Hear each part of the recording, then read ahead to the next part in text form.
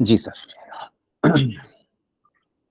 तो अब से सर हम शेड्यूल इसी तरह से रखेंगे। इवनिंग में हम 2 घंटे की क्लास लेंगे और 2 और 2.5 आवर्स की क्लास हम साथ में सिविक सेंटर में लेंगे। दोनों क्लासेस ऑनलाइन अवेलेबल रहेंगी, तो जो लोग सिविक सेंटर नहीं भी आ पा रहे हैं उनके लिए ऑनलाइन क्लास साथ के साथ पैरेलली चलती रहेगी। तो इवनिंग वाली क्लास हाइब्रिड मोड पर और शाम वाली क्लास ऑनलाइन। सर आज ना हम बेसिक अकाउंटिंग बिल्कुल स्टार्ट करेंगे, बिल्कुल ही बेसिक से, क्योंकि मेजॉरिटी लोग जो हैं वो नॉन कॉमर्स बैकग्राउंड से हैं। तो हम बिल्कुल ही बेसिक कंसेप्ट्स आज डिस्कस करने जा रहे हैं अकाउंट्स के। ठीक है, आइए।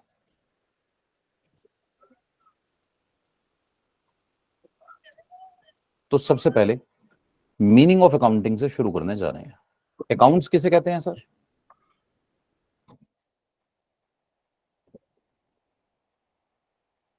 हाँ जी। तो देखिए, accounts, accounting is an art of recording. Sir accounting ना एक आर्ट है, आर्ट एक कला है। किस चीज की? रिकॉर्ड करने की। क्लासिफाइंग, क्लासिफाई करने की। एंड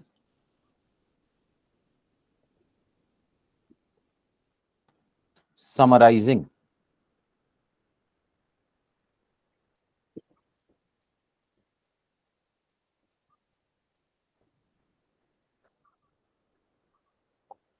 बिजनेस ट्रांजैक्शंस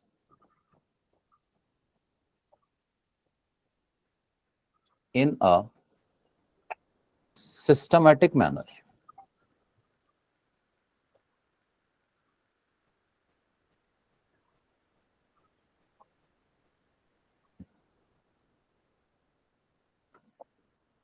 हाँ जी। तो अकाउंट्स किसे कहते हैं?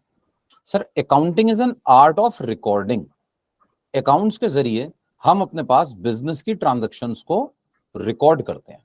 अकाउंटिंग एक आर्ट है जिसके जरिए हम बिजनेस की ट्रांजैक्शंस को रिकॉर्ड करते हैं। और कहां रिकॉर्ड करते हैं? सर इसके लिए ना हम एक बुक बनाते हैं, एक रजिस्टर बनाते हैं, जिसे हम कहते हैं जर्नल। तो हम जर्नल में बिजनेस की ट्रांजैक्शंस को रिकॉर्ड करते हैं। फिर हम करते हैं क्लासिफाइंग, क्लासिफाई करते हैं, क्लासिफाई। क्लासिफाई कहां करते हैं? सर हम क्लासिफाई करते हैं लेजर में। तो पहले जर्नल में रिकॉर्ड करते हैं, लेजर में क्लासिफाई करते हैं, और समराइज करते हैं। समराइज मतलब समरी बनाते हैं, समराइज करते हैं ट्रायल बैलेंस में।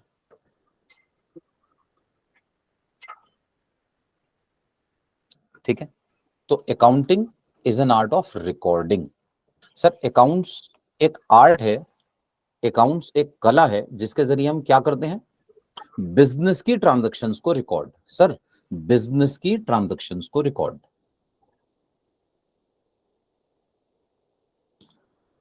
जी। तो जरा बात को ना समझेंगे पहले, आइए। सर एक ना मैं एक कॉमन एग्जांपल, नॉर्मल एग्जांपल से बात करता हूं। तो मान लीजिए मैं अपने पास ना कुछ रिकॉर्ड बनाना चाहता हूं। जैसे एग्जांपल लेते हैं सर, मेरे पास ना कुछ कॉन्टैक्ट नंबर्स हैं।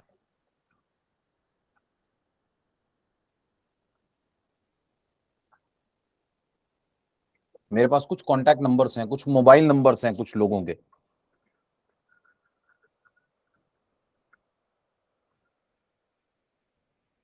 ठीक है। अब मैं अपने पास इन नंबर्स को याद करना चाहता हूं, मान लीजिए। तो सर याद करने की ना एक लिमिटेशन है। भाई मान लीजिए मेरे पास कुछ नंबर्स हैं, तो मैं अपने पास अगर मोबाइल नंबर्स को रिकॉर्ड करूंगा तो कितने नंबर रिकॉर्ड कर लूंगा? मैं अपने पास अगर लर्न करूंगा तो कितने नंबर लर्न कर लूंगा? सर अगर मैं याद करना शुरू करूं, भाई मैं 5 नंबर याद कर लूंगा, 10 नंबर याद कर लूंगा, 20 कर लूंगा। चलिए रोज सुबह शाम दिन रात प्रैक्टिस करूंगा, 50 नंबर्स लर्न कर लूंगा। लेकिन कोई ना कोई तो लिमिट होगी ना सर। आप अगर अपना अभी आज की डेट में सोचें कि आपको किस किस के नंबर याद हैं, तो फ्रेंड्स एंड फैमिली जो क्लोज हैं उनके अलावा हमें किसी के भी नंबर याद नहीं होते। और आजकल तो नंबर याद ही नहीं होते सर, आजकल तो मोबाइल में सेव होते हैं। ठीक है, तो 5-10 नंबर, 15 नंबर, 20 नंबर, बस इससे ज्यादा थोड़ी याद होते हैं। ठीक है, अब प्रॉब्लम ये है, अगर मेरे पास, मैं इन कॉन्टैक्ट नंबर्स की लिस्ट लंबी कर दूं, जैसे सपोज 1 मिनट के लिए मान लेता हूं मेरे पास ना 500 नंबर्स हैं, तो अब 500 नंबर्स लर्न नहीं किए जा सकते। ठीक है, तो ऐसे में क्या करें सर? सिंपल सा तरीका है, एक काम कीजिए, इनको रिकॉर्ड कर लीजिए। ठीक है, इनको ना रिकॉर्ड कर लीजिए। तो हमने क्या करा, हम एक रजिस्टर लेकर आए, रजिस्टर, और रजिस्टर में 500 के 500 नंबर लिख लिए। ठीक है सर, सोचिए, अब मैंने नंबर्स लिख लिए, क्या मैं ये नंबर भूल जाऊंगा? सर अब भूलने का डर नहीं है। भूलने का डर क्यों नहीं है? क्योंकि मैंने इनको रजिस्टर में लिख लिया। अगर रजिस्टर में नोट कर लिया तो अब ये मेरे रिकॉर्ड में आ गए, अब भूलने का खतरा थोड़ी है, अब तो लिखा हुआ है। ठीक है, लेकिन एक प्रॉब्लम है। प्रॉब्लम ये है कि मान लीजिए मुझे ना नंबर्स चाहिए। ठीक है, तो मुझे नंबर चाहिए, तो अब क्या करूं? ढूंढना शुरू करूंगा। भाई मान लीजिए हमें अपने पास नंबर निकालना है मिस्टर राम का, तो हमने रजिस्टर के पेज नंबर 1 से शुरू किया, और 50 पेजेस के अंदर ये सारे के सारे कॉन्टैक्ट्स लिखे गए थे, और आखिरी पेज तक पढ़ेंगे, और कहीं ना कहीं तो आएगा नाम, जब भी आएगा तो पता चल जाएगा मिस्टर राम का नंबर क्या है। उसके बाद फिर हमें श्याम का नंबर ढूंढना था, तो हम फिर से शुरू हो गए। फिर हमें मोहन का नंबर ढूंढना था, हम फिर से शुरू हो गए। पेज नंबर 1 से लेकर पेज नंबर 50 तक सारे पेजेस में हमने ढूंढा।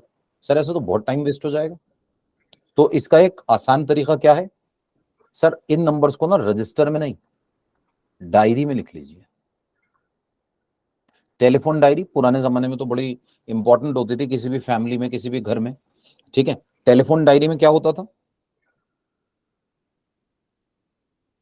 सर? टेलीफोन डायरी में ना ए वाले नंबर अलग होते थे, बी वाले अलग होते थे, सी वाले अलग होते थे, डी वाले अलग होते थे।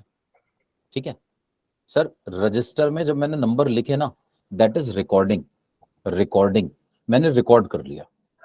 रिकॉर्ड करने का फायदा क्या है? अब मैं भूलूंगा नहीं। लेकिन एक प्रॉब्लम है, सिर्फ रिकॉर्ड करके ना फायदा नहीं है। मैंने रिकॉर्ड तो कर लिया, लेकिन सिर्फ रिकॉर्ड करके फायदा नहीं है। क्यों? क्योंकि ढूंढने में बहुत टाइम वेस्ट होगा। तो इसका दूसरा तरीका हमने क्या निकाला? हमने कहा रिकॉर्ड तो करो, लेकिन रिकॉर्ड के साथ साथ क्या करो, इनको ना अल्फाबेटिकली सर क्लासिफाई कर लीजिए। क्लासिफाई, अगर आप इनको अल्फाबेटिकली क्लासिफाई कर लेंगे तो आप ना भूलेंगे नहीं, और ढूंढना भी आसान होगा। आपको जिसका भी नंबर चाहिए, अगर अमर का चाहिए तो ए में जाइए, मान लीजिए हमें अपने पास बी के किसी नंबर का चाहिए तो बी में जाइए, चेतन का चाहिए तो सी में जाइए, दिनेश का चाहिए तो डी में जाइए, रमेश का चाहिए तो आर में जाइए। जिसका भी नंबर चाहिए उसके अल्फाबेट में चले जाइए, और वहां पर उसका नाम मिल जाएगा, ढूंढना आसान हो जाएगा। सर कुछ ऐसा ही होता है बिजनेस में। सोचिए मेरी एक दुकान है, मैं दुकान पर बिजनेस करता हूँ, सुबह शाम दिन रात गुड्स की सेल करता हूँ।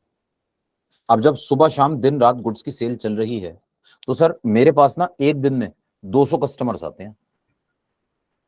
सर अगर एक कस्टमर होता, 2 कस्टमर होते, 4 कस्टमर होते, तो मैं बातों को याद रख लेता। ठीक है ना, मैं याद रख लेता मुझे किसके पैसे देने हैं, किसके पैसे लेने हैं। ठीक है, 1-2 कस्टमर से ही डीलिंग होती है पूरे दिन में, तो कोई भी चिंता वाली बात नहीं है, मैं इन बातों को याद रख सकता हूं। लेकिन सोचिए अगर दिन में 200 कस्टमर आते हैं, तो 200 कस्टमर्स की ट्रांजैक्शन याद थोड़ी रख लूंगा। अब 200 कस्टमर्स की ट्रांजैक्शंस को याद नहीं रखा जा सकता, तो क्या करें? रिकॉर्ड कर लीजिए। ठीक है, जैसे अभी हम कह रहे थे मोबाइल नंबर रिकॉर्ड कर लीजिए, अब मैं कह रहा हूं बिजनेस की ट्रांजैक्शन रिकॉर्ड कर लीजिए। सर अगर आप बिजनेस की ट्रांजैक्शंस को रिकॉर्ड कर लेंगे, तो तो अब ना भूलने का डर नहीं है। मैं भूल ही नहीं सकता, लिखी हुई है मेरे पास, भूल कैसे जाऊंगा? ठीक है, तो बस हमने पहला काम क्या करा, हमने अपने पास एक रजिस्टर बनाया, और उस रजिस्टर में बिजनेस की ट्रांजैक्शंस को रिकॉर्ड कर लिया। हमने एक रजिस्टर बनाया, और रजिस्टर में बिजनेस की ट्रांजैक्शंस को रिकॉर्ड कर लिया। अब हमें अपने पास दूसरा काम क्या करना है? दूसरा काम यह है कि बिजनेस की ट्रांजैक्शंस को रिकॉर्ड करने के बाद ना बिजनेस की ट्रांजैक्शंस को क्लासिफाई कर लीजिए। क्लासिफाई कैसे करेंगे? क्लासिफाई करने के लिए हमने एक दूसरा रजिस्टर बनाया, that is called laser. That is called laser. हमने बिजनेस की ट्रांजैक्शंस को पहले रिकॉर्ड किया, रिकॉर्ड करने के लिए हमने बनाया जर्नल। सर जर्नल एक स्पेशल रजिस्टर होता है अकाउंट्स में, जो बिजनेस की जितनी भी ट्रांजैक्शंस होती है ना उन्हें रिकॉर्ड कर लेता है। बिजनेस की सारी ट्रांजैक्शंस को रिकॉर्ड कर लेता है। तो जब मैं बिजनेस की ट्रांजैक्शंस को रिकॉर्ड कर लूंगा ना, तो अब भूलने का खतरा नहीं है, अब मैं इन्हें भूलूंगा नहीं। ठीक है, लेकिन लेकिन प्रॉब्लम क्या है? सिर्फ रिकॉर्ड करके काम नहीं बन पाएगा। रिकॉर्ड करने के बाद ढूंढना बहुत टाइम वेस्ट होगा। तो अब क्या करें? हमने कहा इनको क्लासिफाई कर लीजिए। क्लासिफाई कैसे? सर मान लीजिए मैंने गुड्स परचेज की है, तो आप एक रजिस्टर बनाइए जिसमें परचेज की एंट्रीज कर लीजिए। मान लीजिए मैंने गुड्स बेचे, आप एक अलग पेज बनाइए जिस पर सेल्स की एंट्रीज कर लीजिए। मान लीजिए मैंने रमेश के साथ ट्रांजैक्शंस की, रमेश का पेज बना लीजिए। मैंने सुरेश के साथ ट्रांजैक्शंस की, सुरेश का पेज बना लीजिए। जिस जिसके साथ ट्रांजैक्शन होती जाए उसका पेज बनाते जाइए। ठीक है सर, इससे फायदा क्या होगा? मान लीजिए मुझे रमेश का हिसाब करना है, मैं सीधा रमेश के पेज पर जाऊंगा और रमेश का टोटल करके बता दूंगा कि सर आपसे इतने पैसे लेने हैं। मुझे सुरेश को पैसे देने हैं, तो अब मैं सीधा सुरेश के पेज पर जाऊंगा और टोटल करके बता दूंगा कि सर आपके इतने पैसे देने हैं। ठीक है, तो अब मुझे अपने पास ना ढूंढना नहीं पड़ेगा ढेर सारी ट्रांजैक्शंस के बीच में। तो हमने सबसे पहले क्या करा? सबसे पहले हमने ट्रांजैक्शंस को रिकॉर्ड किया। रिकॉर्ड रिकॉर्ड कहां किया? सर जर्नल में। Accounting is an art of recording. तो अकाउंट्स का पहला काम होता है बिजनेस की ट्रांजैक्शंस को रिकॉर्ड करना। दूसरा काम इन ट्रांजैक्शंस को क्लासिफाई करना, इनको अलग अलग लिखना। ठीक है, अलग अलग लिखना, और इसके लिए हम बनाते हैं लेजर। सर हर अकाउंट का अलग लेजर बनता है। परचेज का अलग लेजर बनेगा, सेल्स का अलग बनेगा, रमेश का अलग बनेगा, सुरेश का अलग बनेगा। इससे उनकी स्पेसिफिक ट्रांजैक्शंस हमारे पास आ जाएंगी। तो अब मुझे रमेश की ट्रांजैक्शन देखनी है ना, रमेश के लेजर में जाइए, रमेश के पेज पर सारी ट्रांजैक्शन आपको इकट्ठी एक जगह पर मिल जाएंगी। 1 मिनट में हिसाब कर दूंगा, बात फाइनल हो जाएगी। ठीक है, देन सर जैसे ना मैं अपने पास अब एग्जाम्पल को थोड़ा सा चेंज करूं और मैं किसी सब्जेक्ट की बुक का एग्जाम्पल ले लूं। सर मान लीजिए मेरे पास ना अकाउंट्स की बुक है, तो अकाउंट्स की बुक में सारी बातें अकाउंट्स से रिलेटेड लिखी हुई हैं। Sir that is recording. सब कुछ लिखा हुआ है उसमें। ठीक है, अब सर ये जो बुक्स होती है ना, इसमें ऐसा थोड़ी है कहीं पर भी कुछ भी शुरू हो गए। जो बुक्स होती हैं, इन बुक्स में चीजें प्रॉपरली अरेंज्ड होती हैं। मतलब जर्नल के चैप्टर में सिर्फ जर्नल मिलेगा, लेजर के चैप्टर में लेजर मिलेगा, ट्रायल बैलेंस के चैप्टर में ट्रायल बैलेंस की बातें होंगी। सर ये हो गया क्लासिफिकेशन। पहले चीजें रिकॉर्डेड हैं, फिर क्लासिफाइड भी तो हैं, चैप्टर वाइज अरेंज्ड है।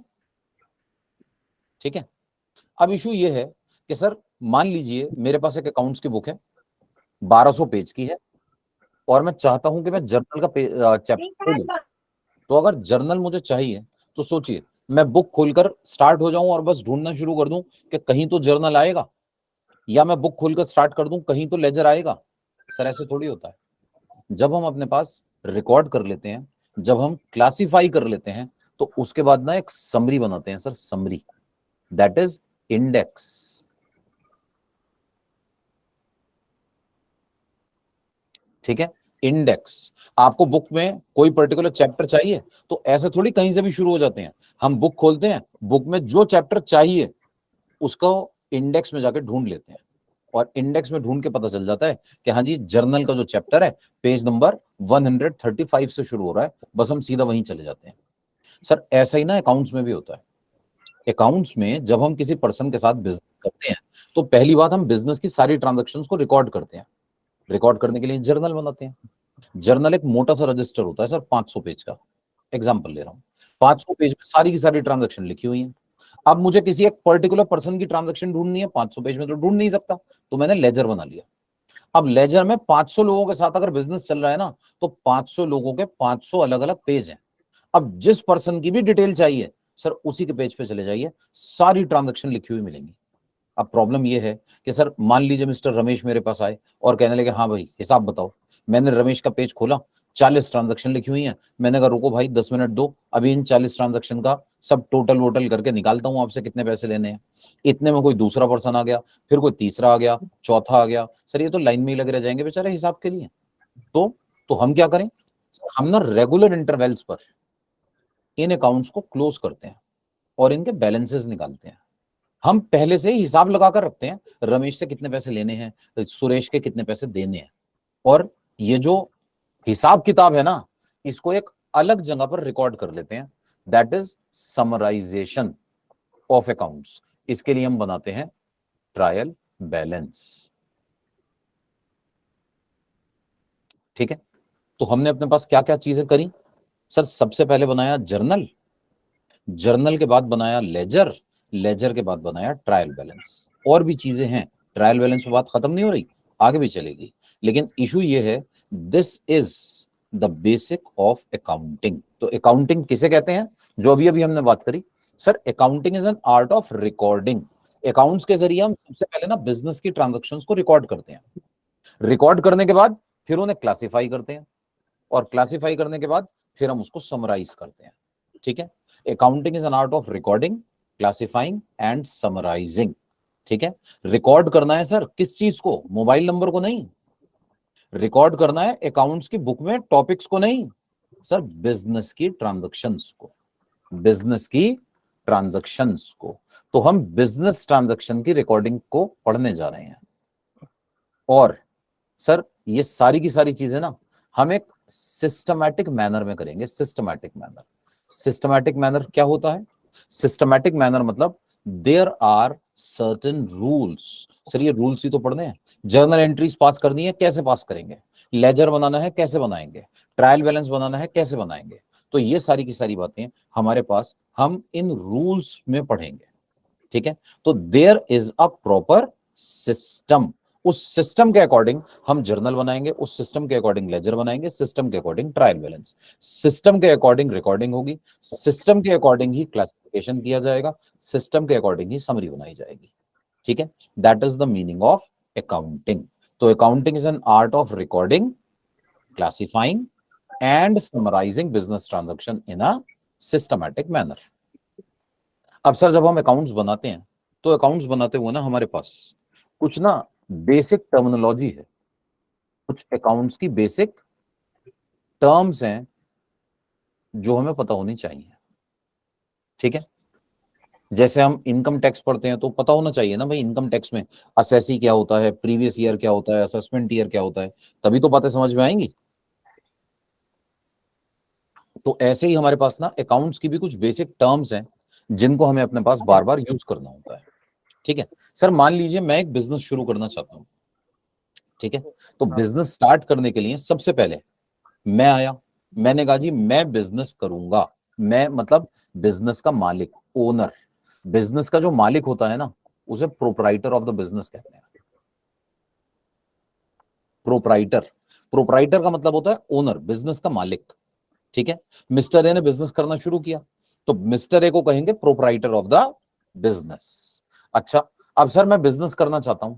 बिजनेस करने के लिए सबसे पहले किस चीज की जरूरत होती है सर, बिजनेस करने के लिए सबसे पहले जरूरत होती है पैसों की। मैं एक बिजनेस करना शुरू करना चाहता हूं, तो बिजनेस स्टार्ट ऐसे थोड़ी हो जाएगा, बिजनेस के लिए चाहिए होंगे पैसे। प्रोपराइटर अगर बिजनेस शुरू करना चाहता है ना, उसे घर से पैसे लाने होंगे, और ये जो पैसे प्रोपराइटर लेकर आएगा ना सर, इसे कहते हैं कैपिटल। कैपिटल, कैपिटल का मतलब होता है money invested by the proprietor into business. Business का मालिक बिजनेस में जो पैसा इन्वेस्ट करता है ना, उसे उसे कैपिटल कहते हैं। कैपिटल का मतलब होता है money invested by the proprietor into business. ठीक है, तो बिजनेस के मालिक ने बिजनेस में जो पैसे इन्वेस्ट किए, दैट इज कॉल्ड कैपिटल। तो मैं बिजनेस शुरू करना चाहता हूं, और बिजनेस स्टार्ट करने के लिए मैं घर से लेकर आया 10 लाख रुपए। सर ये जो 10 लाख रुपए लेकर आया, इसे कहते हैं कैपिटल। अब एक प्रॉब्लम है सर, मैं जो बिजनेस करना चाहता हूं ना, वो 10 लाख में हो नहीं पाएगा। उसके लिए मुझे चाहिए 25 लाख रुपए, है मेरे पास 10 लाख रुपए। तो बताइए काम करूं या ना करूं। सर काम तो करना है, तो क्या करें। तो आप एक काम कीजिए ना, उधार ले लीजिए किसी से।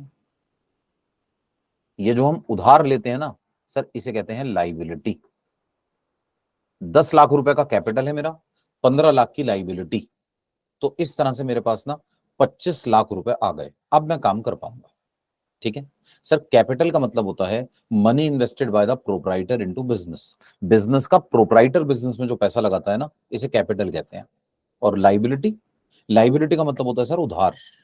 उधार, लाइबिलिटी मतलब हमने किसी से लोन ले लिया, मैंने एक बैंक से लोन ले लिया, मैंने अपने किसी फ्रेंड से लोन ले लिया, फैमिली में किसी रिलेटिव से लोन ले लिया, ये जो लोन है दैट इज कॉल्ड लाइबिलिटी। अच्छा, इसके बाद नेक्स्ट सर, 10 लाख रुपए मेरे, 15 लाख रुपए उधार के, टोटल कितने पैसे हो गए बताइए। सर टोटल हो गए 25 लाख रुपए। अब इन 25 लाख का करूं क्या? भाई 25 लाख आ गए मेरे पास, अब 25 लाख से क्या करूं? Sir business. लेकिन बिजनेस करूं कैसे? सर हमें बिजनेस के लिए पैसे क्यों चाहिए होते हैं? क्या पैसों से बिजनेस होता है? तो नहीं सर, बिजनेस पैसों से नहीं होता। मान लीजिए मैं अपने पास एक शॉप खोलना चाहता हूं और शॉप पर मैं कोई पर्टिकुलर प्रोडक्ट बेचना चाहता हूं। ठीक है, तो सर दुकान पर ऐसा थोड़ी है, दुकान पे काउंटर पर ले जाकर नोट रख दूंगा तो कस्टमर आने शुरू हो जाएंगे। दुकान पर काउंटर में ले जाकर मैं अगर नोट रख दूंगा तो बिजनेस होना शुरू हो जाएगा। ठीक है सर, पैसे इसलिए नहीं चाहिए, लेकिन प्रॉब्लम यह है कि दुकान होने के लिए तो पैसे चाहिए ना सर। मैं एक शॉप खोलना चाहता हूं तो पहले शॉप खरीदनी भी तो पड़ेगी। अच्छा चलिए किराए पर ले लेता हूं तो कोई बात नहीं, दुकान का सामान तो खरीदना पड़ेगा। सर आप कुछ फर्नीचर तो खरीदेंगे, एक काउंटर तो होगा, एक टेबल तो होगी, एक चेयर तो होगी, एसी लगा होगा, फैन लगा होगा, लाइट होगी, इन सब के लिए पैसे चाहिए। सर मुझे ना पैसों की जरूरत होती है सामान खरीदने के लिए, जिसको यूज करके मैं बिजनेस करता हूं। और ये जो सामान होता है ना सर, इसे एसेट कहते हैं, एसेट। एसेट्स का मतलब है वो सामान जिसको यूज करके बिजनेस किया जाता है। ठीक है, जैसे जैसे सर मेरे पास लैंड एंड बिल्डिंग है, ये मेरा एसेट है। मेरे पास प्लांट एंड मशीनरी है, ये मेरा एसेट है। सर मेरे पास फर्नीचर है, ये मेरा एसेट है। ठीक है, मेरे पास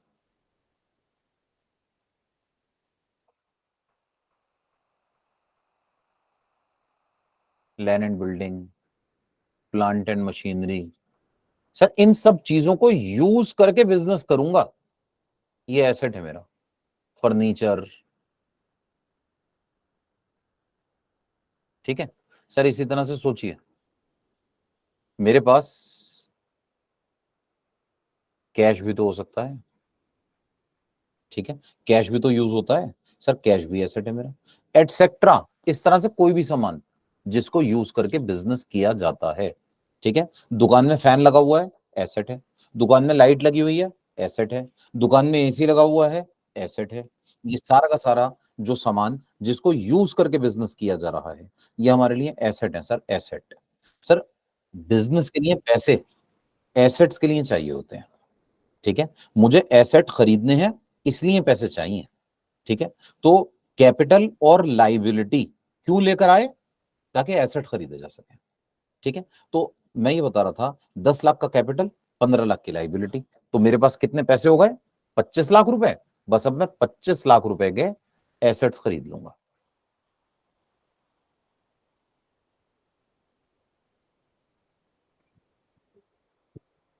ठीक है, अच्छा, अब एसेट्स में हमारे पास ढेर सारे एसेट होते हैं, अलग अलग तरह के एसेट होते हैं। ठीक है, इन सभी एसेट्स में ना एक पर्टिकुलर एसेट होता है जो बहुत इंपॉर्टेंट होता है, और वो एसेट कौन सा है? सर वो एसेट है गुड्स।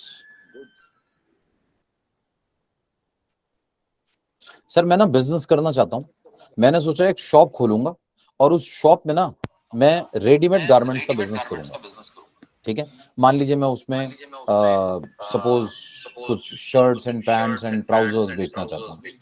ठीक है सर, किसी का ना शायद अनम्यूट हो गया है, वॉइस इको हो रही है, प्लीज म्यूट कर लीजिएगा।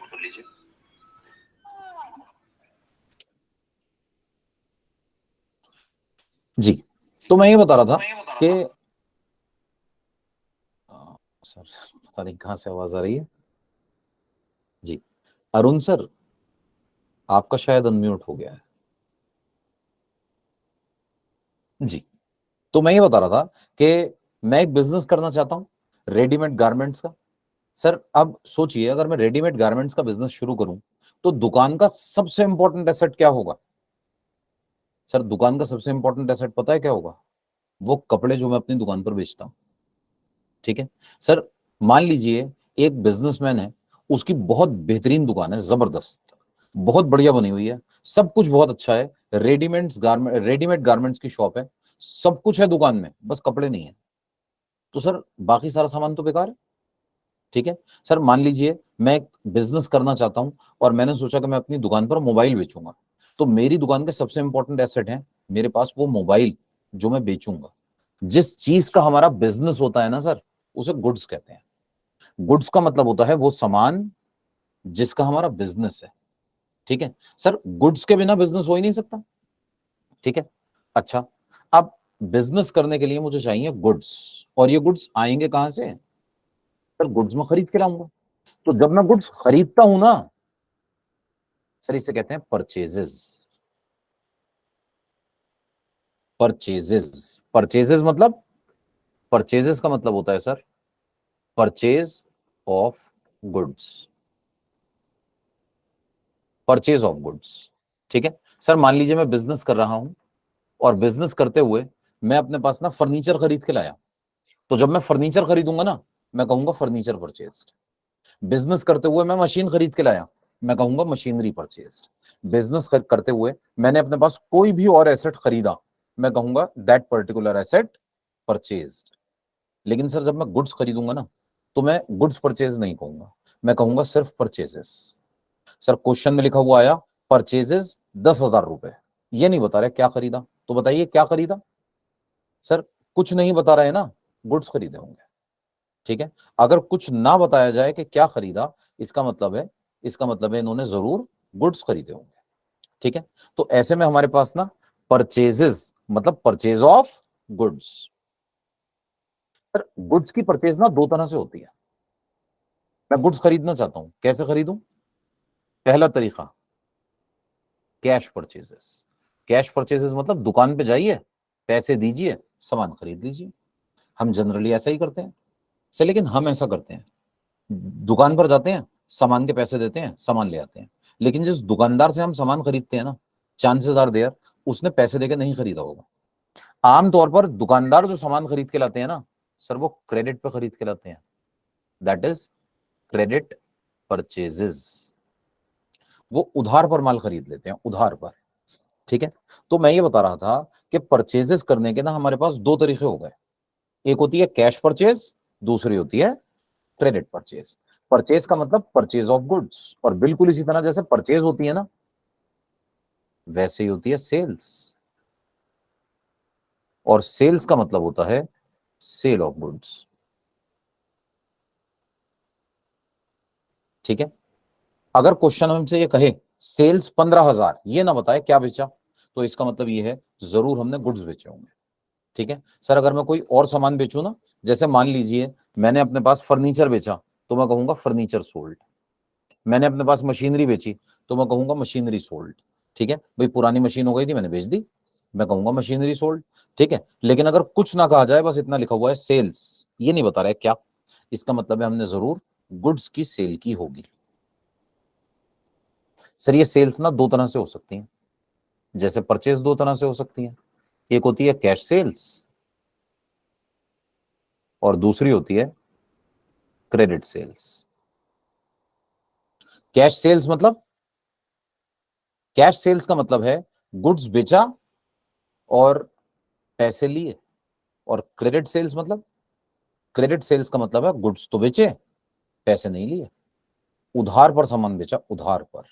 तो जब हम कैश में सामान बेचते हैं ना, इसे कहते हैं कैश सेल्स, और जब हम उधार पर सामान बेचते हैं, इसे कहते हैं क्रेडिट सेल्स। ठीक है, अगर हम सामान बेचें और हाथ के हाथ पैसे लें, तो ये होती है कैश सेल्स, और अगर हम सामान बेचें और पैसे ना लें, इसे कहते हैं क्रेडिट सेल्स। तो cash sales and credit sales. Cash sales का मतलब गुड्स बेचकर पैसे ले लिए, क्रेडिट सेल मतलब उधार पर बेच दिया। अब जिन लोगों को हम उधार पर सामान बेचते हैं, इन्हें ना हम डेटर्स कहते हैं। डेटर्स, बी साइलेंट है। डेटर का मतलब होता है जिन लोगों को हमने उधार पर माल बेचा, और जिन लोगों से हम उधार पर माल खरीदते हैं उन्हें कहते हैं क्रेडिटर्स। तो क्रेडिटर्स का मतलब है वो लोग जिनसे हमने उधार पर माल खरीदा। सर क्रेडिटर ना एक तरह की लाइबिलिटी है, और डेटर्स का मतलब होता है वो लोग जिनको हमने उधार पर माल बेचा। ये एक तरह से एसेट है हमारा, हमें इनसे पैसे लेने हैं। क्रेडिटर के पैसे देने होते हैं, डेटर के पैसे लेने होते हैं।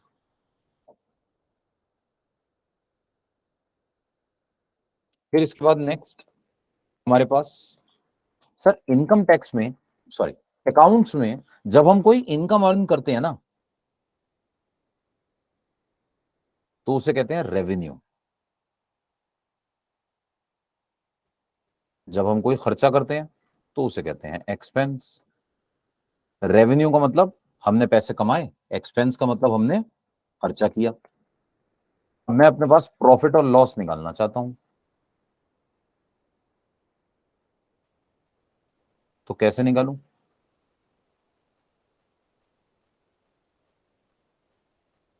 प्रॉफिट होगा जब revenue is greater than expense. Revenue ज्यादा है, एक्सपेंसेस कम है, और प्रॉफिट होगा कितना?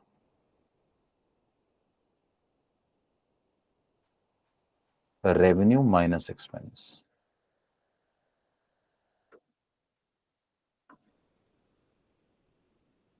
ठीक है। और लॉस,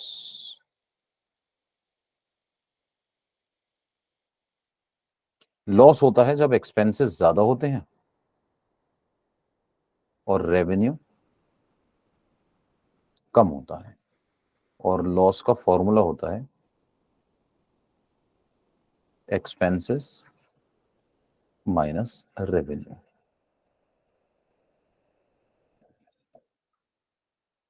ठीक है। इसी तरह से हमारे पास 13th टर्म है ड्राइंग्स। ड्राइंग्स किसे कहते हैं?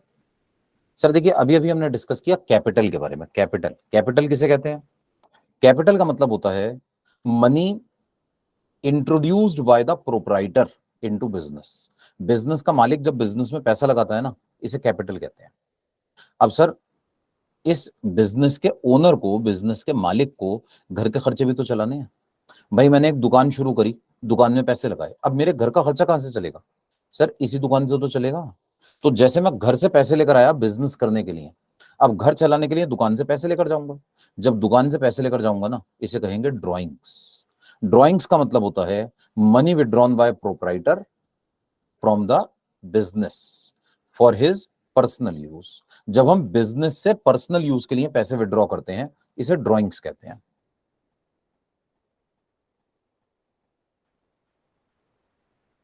इसी तरह डेप्रिसिएशन। सर डेप्रिसिएशन किसे कहते हैं? डेप्रिसिएशन का मतलब होता है एसेट की वैल्यू का गिर जाना due to wear and tear. Depreciation का मतलब होता है fall in the value of asset due to wear and tear. मेरे पास एक एसेट है, एसेट को मैं अपने पास यूज करता हूं, यूज करने से एसेट घिस जाता है। एसेट यूज करने से उसमें वियर एंड टीयर हो जाती है। तो जब वियर एंड टीयर हो जाती है तो उसकी वैल्यू कम हो जाती है। सर ये जो एसेट की वैल्यू कम हुई है ना, इसे डेप्रिसिएशन कहते हैं। डेप्रिसिएशन का मतलब होता है fall in the value of asset due to wear and tear. ठीक है। तो ये हमारे पास ना सर हमारी बेसिक टर्म्स हो गई। अब इनको यूज कर कर हम अपने पास अकाउंट्स के टॉपिक पढ़ेंगे। और आज हम बहुत इंपॉर्टेंट टॉपिक शुरू करने जा रहे हैं sir, very very important, journal. Sir एक बार रेवेन्यू का मतलब बताना। सर रेवेन्यू मतलब इनकम्स। जैसे हमने अपने पास अपनी दुकान पर सामान बेचा, ये हमारा रेवेन्यू है। हमें इंटरेस्ट मिला, हमें कहीं से और कोई कमीशन मिला, ये हमारा रेवेन्यू है। खर्चों को माइनस करेंगे तो प्रॉफिट आ जाएगा।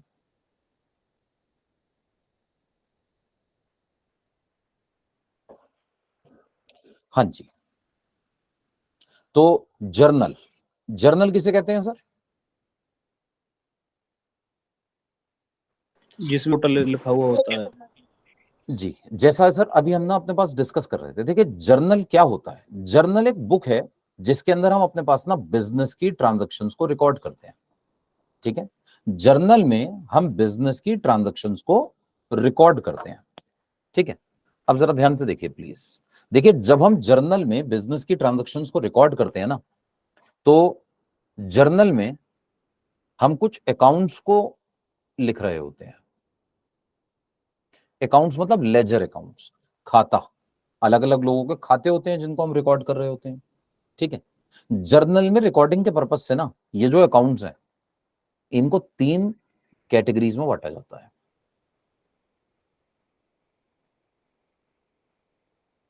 अकाउंट्स 3 तरह के होते हैं सर। पहले होते हैं रियल अकाउंट्स।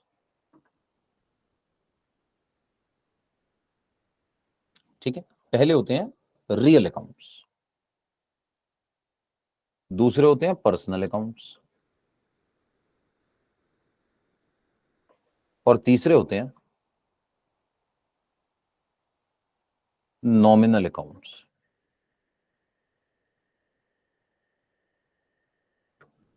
तो अकाउंट्स ना 3 तरह के होते हैं सर। एक होते हैं रियल, दूसरे होते हैं पर्सनल, और तीसरे होते हैं नॉमिनल।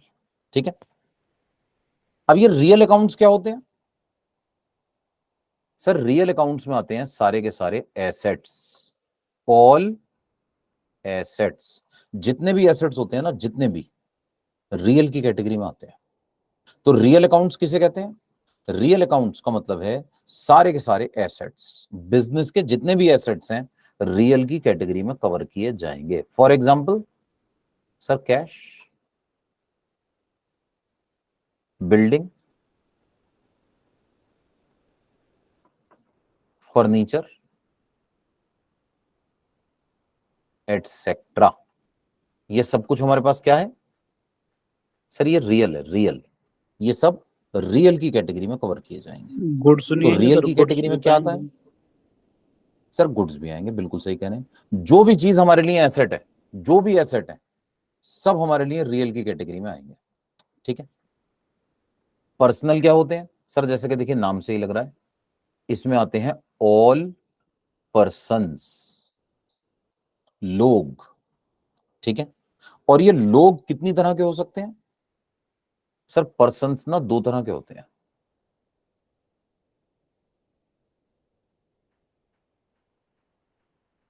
वैसे ये अकाउंट 3 तरह का होता है, अभी हम फिलहाल 2 के बारे में बात करने जा रहे हैं। तो पर्सन्स को हमने 2 कैटेगरीज में बांटा है। पहले होते हैं natural persons. Sir natural person कौन? सर नेचुरल पर्सन जैसे हम सब लोग।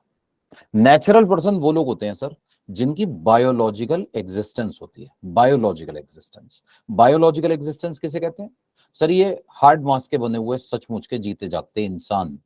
ठीक है, जैसे हम सब लोग नेचुरल पर्सन है सर। नेचुरल पर्सन जैसे Ramesh, Suresh, Dinesh, etcetera.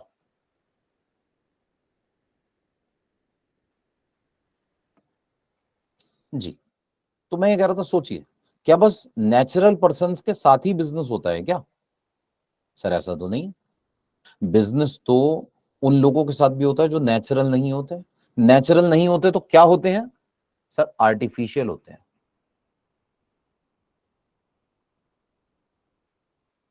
Artificial persons. अब ये आर्टिफिशियल पर्सन कौन होते हैं सर? आर्टिफिशियल पर्सन वो लोग होते हैं जिनकी ना कोई बायोलॉजिकल एग्जिस्टेंस नहीं होती। सर ये सचमुच के जीते जागते इंसान नहीं होते। ठीक है, जैसे सर, जैसे सोचिए रिलायंस इंडस्ट्रीज लिमिटेड। बताइए, रिलायंस है या नहीं है? सर है। तो रिलायंस के साथ में बिजनेस भी कर सकता हूं। सर अगर आपके पास जियो का कनेक्शन है तो आप बिजनेस ही तो कर रहे हैं सर रिलायंस के साथ। आप कस्टमर हैं रिलायंस के। ठीक है, रिलायंस सर्विस प्रोवाइडर है, आप सर्विस ले रहे हैं, आप पैसे देते हैं। ठीक है सर, मान लीजिए मैं किसी कंपनी को अपने पास अकाउंट्स में रिकॉर्ड करूं, कंपनी, किसी पार्टनरशिप फर्म को रिकॉर्ड करूं, मैं किसी नॉन लिविंग पर्सन को रिकॉर्ड करूं तो ये हमारे पास ना पर्सनल अकाउंट्स की ही कैटेगरी में कवर किए जाएंगे, ये भी पर्सनल का पार्ट है। तो हमने अपने पास ना पर्सनल में पहले कहा नेचुरल पर्सन्स, फिर हमने कहा आर्टिफिशियल पर्सन्स, एक तीसरी कैटेगरी भी है, वो हम डिस्कस करेंगे एक दो क्लासेस में धीरे धीरे। आगे देखिए नेक्स्ट, नॉमिनल अकाउंट्स। नॉमिनल, ये नॉमिनल अकाउंट्स क्या होते हैं सर? सर नॉमिनल अकाउंट्स में आते हैं all expenses, losses, incomes and gains. Expenses, losses, incomes and gains, जितने भी एक्सपेंसेस होते हैं ना नॉमिनल की कैटेगरी में आते हैं, जितने भी लॉसेस होते हैं नॉमिनल की कैटेगरी में आते हैं, इनकम्स और गेन्स नॉमिनल की कैटेगरी में आते हैं। जैसे जैसे मान लीजिए हमारे पास ना रेंट, सर थोड़ा साउंड बढ़ा दीजिए। इंटरेस्ट,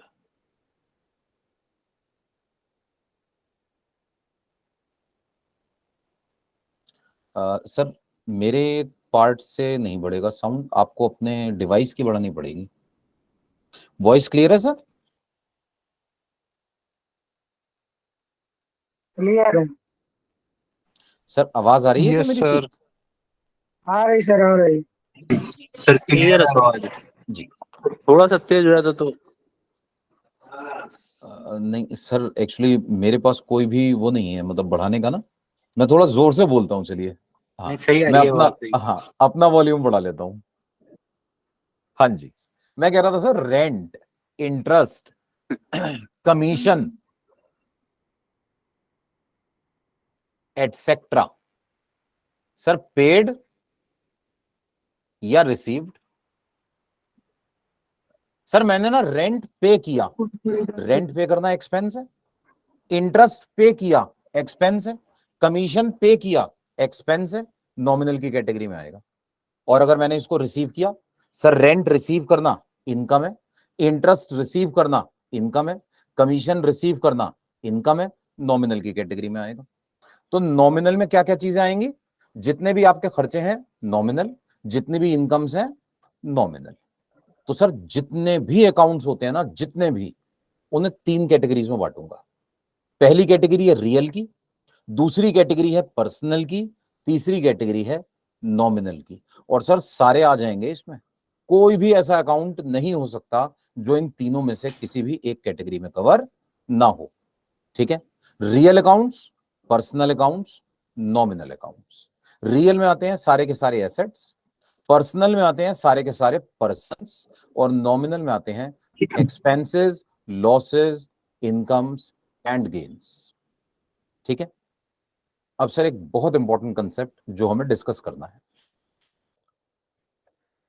सर देखिए, जूनियर लेवल पर जब भी कभी बचपन में आप लोगों ने ना मैथ्स पढ़ी होगी, मैथ्स, तो मैथ्स में हम ना नंबर्स को रिकॉर्ड करते हैं।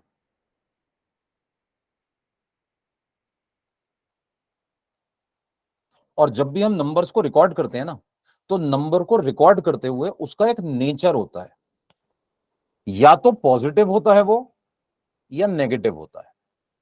कोई भी नंबर या तो पॉजिटिव नंबर होता है, या फिर नेगेटिव नंबर होता है। ठीक है ना, आपने जूनियर लेवल पर पढ़ा होगा मैथ्स में। मैथ्स में या तो पॉजिटिव नंबर्स होते हैं या नेगेटिव नंबर्स होते हैं। सर ये पॉजिटिव और नेगेटिव कैसे पता चलता है? तो इसके ना सर मैथ्स के ही रूल्स होते हैं। मैथ्स में आपने बचपन में पढ़ा होगा जब भी कभी, तो सुना होगा ऐसा, एक हाइपोथेटिकल लाइन होती है सर, हाइपोथेटिकल लाइन। उस हाइपोथेटिकल लाइन को नंबर लाइन कहते हैं, उसके बीच में होता है जीरो। सर ये हाइपोथेटिकल है, सचमुच की थोड़ी है।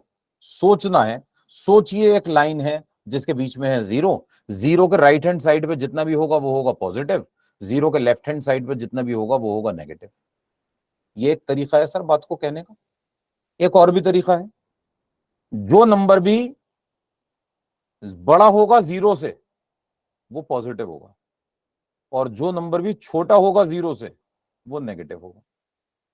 ठीक है ना सर, ये मैथ्स का अपना तरीका है, हमारे अपने तरीके हैं। सर मैथ्स में ना नंबर दो तरह के होते हैं, एक होता है पॉजिटिव नंबर, एक होता है नेगेटिव नंबर।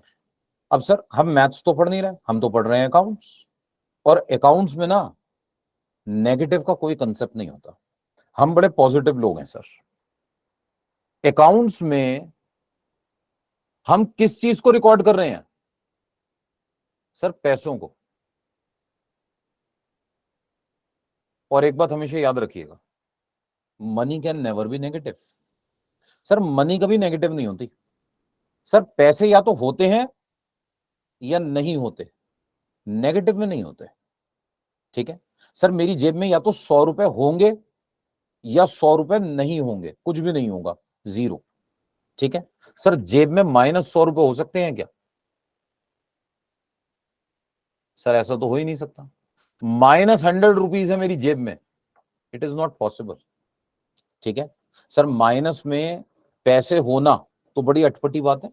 आप सोचिए सर, माइनस में जब नंबर्स होते हैं ना, तो जूनियर लेवल पर पढ़ा था बचपन में मैथ्स में कि भाई मान लीजिए एक नंबर है -100 और हमने कर दिया +100, तो -100 और +100 क्या हो जाएगा? जीरो। ठीक है सर, ऐसा पैसों के साथ तो हो ही नहीं सकता। आप सोचिए ना, प्रैक्टिकली सोचिए, मेरी जेब में -100 रुपए हैं, +100 रुपए डालूंगा तो जेब में 0 रुपीज हो जाएंगे। Sir how is it possible? जेब में 100 रुपए का नोट डाला और पैसे 0 हो जाएं, तो इसका मतलब ये थोड़ी है कि नेगेटिव हो गए। पहले नेगेटिव था, अब हमने डाला तो ये 0 हो गया। ठीक है भाई, जेब में पैसे डालूं और पैसे ना हो, इसका मतलब पॉकेट फटी हुई है सर। ठीक है, सर अगर नोट कहीं उधारी जाएगा हुई थोड़ी। तो? जी मैम। सर अगर उधारी हुई तो मतलब यस, आपने किसी से ये उधार बात लिया बिल्कुल हुआ है? सही कहा आपने। ऐसा हो सकता है कि लाइबिलिटी है, तो मैम लेकिन लाइबिलिटी भी तो पॉजिटिव ही होगी, लाइबिलिटी भी तो नेगेटिव नहीं हो सकती। तो बेसिकली इशू ये है कि क्योंकि अकाउंटिंग इज अबाउट मनी, तो आप ना नेगेटिव और पॉजिटिव की बात नहीं कर सकते। आपको जो बातें करनी है पॉजिटिव ही पॉजिटिव करनी है। भाई जैसे मैम ने कहा मेरे पास अपने 500 रुपए हैं, ये मेरे लिए पॉजिटिव हो गया। मान लीजिए मेरे पास मेरा कुछ नहीं है, मैंने किसी से लोन लिया हुआ है 200 रुपए का, तो लोन भी तो पॉजिटिव ही हुआ ना। मैं ये थोड़ी कह सकता हूं कि लोन नेगेटिव है। तो ये जो पॉजिटिव और नेगेटिव का कंसेप्ट है ना, ये अकाउंट्स में अगर फेल हो जाता है तो हमें ना इसको थोड़ा सा बदलना पड़ता है मैम। हम क्या करते हैं, हम ना पॉजिटिव और नेगेटिव की बात नहीं करते, बल्कि इस बात को हम थोड़ा सा बदल के कहते हैं कि कोई भी नंबर या तो डेबिट नेचर का होगा या क्रेडिट नेचर का होगा। डेबिट और क्रेडिट कहते किसे हैं? जैसे मैथ्स में नंबर्स का नेचर होता है ना पॉजिटिव और नेगेटिव, वैसे ही हमारे यहां अकाउंट्स का नेचर होता है डेबिट और क्रेडिट। तो अगर मेरे पास मेरे अपने पैसे हैं तो ये डेबिट नेचर के हैं, और अगर मेरे ऊपर उधारी है तो ये क्रेडिट नेचर की है। ठीक है, अब सवाल ये उठता है, जैसे मैथ्स में तो हाइपोथेटिकल रूल्स थे, नंबर लाइन में 0 के राइट हैंड साइड पे पॉजिटिव, नंबर लाइन पर 0 के लेफ्ट हैंड साइड पे नेगेटिव। सर ये उनका बात कहने का तरीका है, मैं उसको कोई गलत थोड़ी कह रहा हूं, वो इसी तरह से बात करते हैं, हम ऐसे नहीं करते। जैसे उनके अपने रूल्स हैं, हमारे अपने रूल्स हैं, और हमारे रूल्स क्या हैं? उन रूल्स को ना हम rules of debit and credit कहते हैं, rules of debit and credit. और ये रूल्स ना nature of debit and credit account के हिसाब से बनाते हैं। मतलब मान लीजिए मेरे पास कोई रियल नेचर का अकाउंट है, रियल, रियल में क्या आता है सर? रियल में आते हैं एसेट्स। तो एसेट्स को कब डेबिट करूं और कब credit?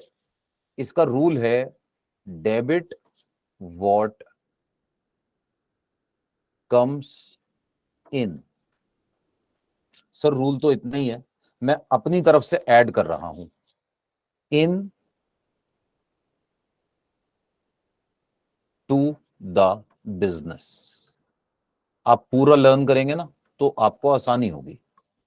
Debit what comes into the business, जो एसेट आए, कहां पे आए सर? बिजनेस में।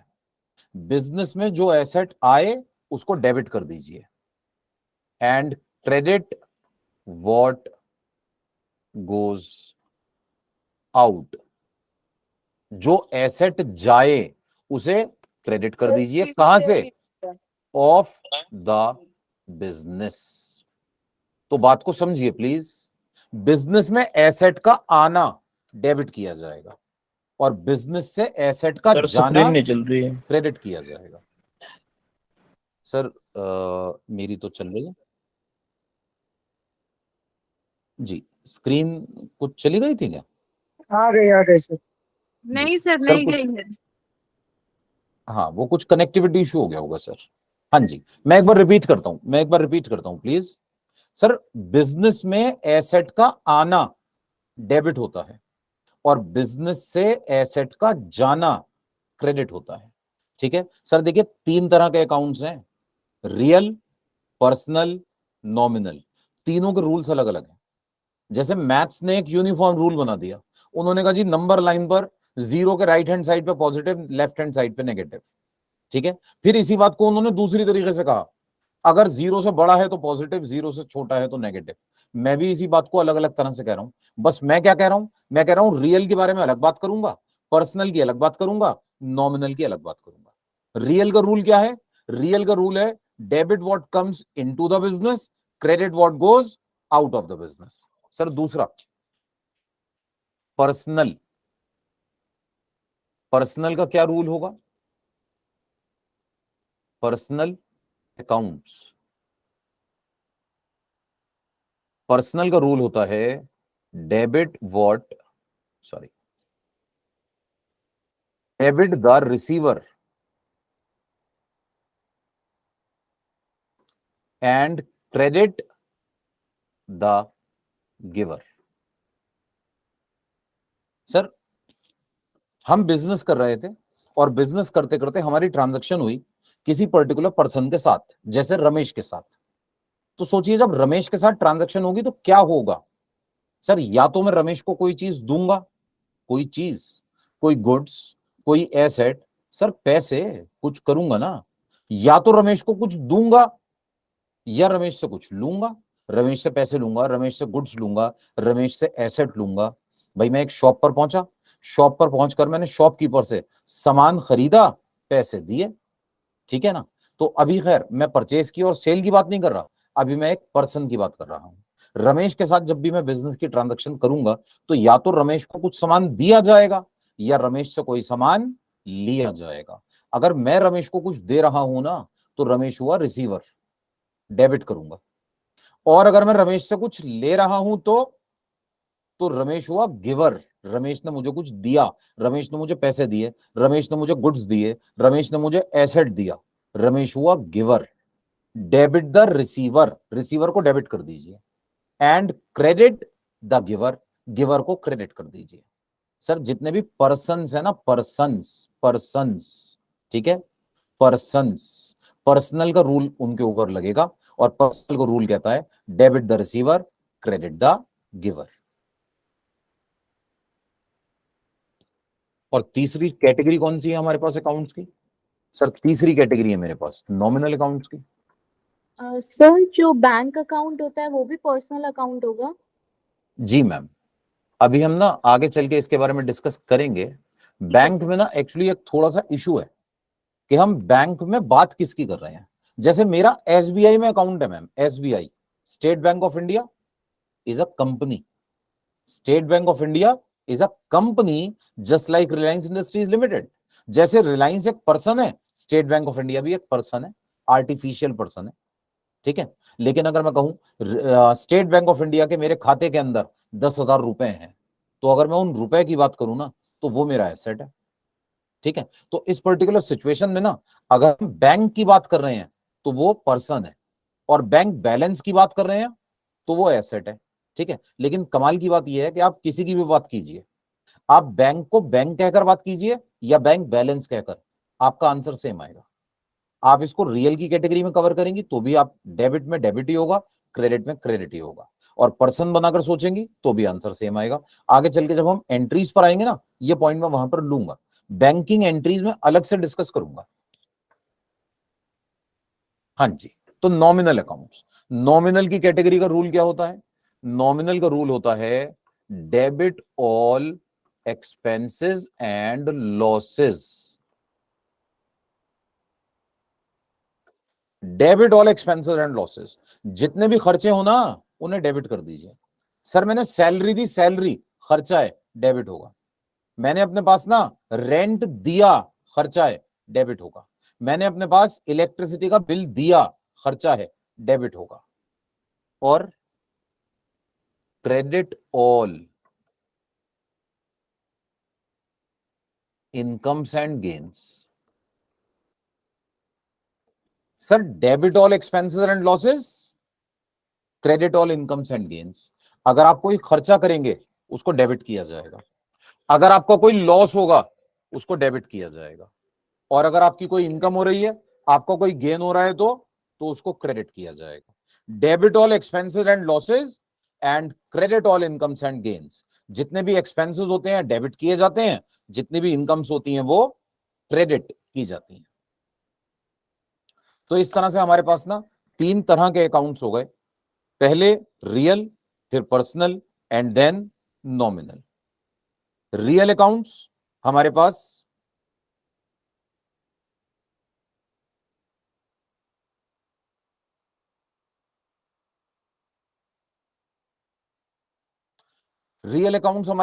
रूल क्या होगा? Debit what comes into the business, credit what goes out of the business.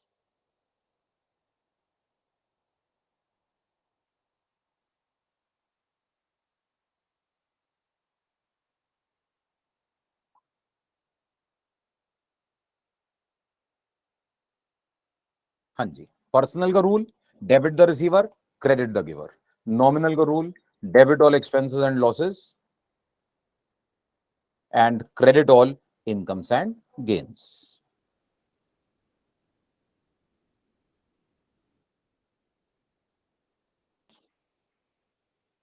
तो इस तरह से हमारे पास ना ये तीन तरह के अकाउंट्स हो गए, तीनों के रूल्स हो गए। सर पहले अगर इन रूल्स में कोई इशू है, कुछ पूछना चाहते हैं यहां तक तो डिस्कस कर लीजिए, फिर मैं इसके ना कुछ छोटे छोटे एग्जांपल लेकर जर्नल एंट्रीज स्टार्ट करूंगा। यहां तक कोई डाउट किसी को?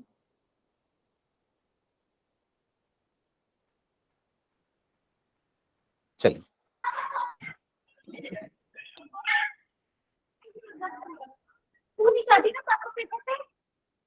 जी, श्याम सर कुछ पूछ रहे थे? जी श्याम सर अनम्यूट हो गया था, प्लीज म्यूट कर लीजिएगा। अगर कोई डाउट पूछ रहे हैं तो पूछ लीजिए प्लीज।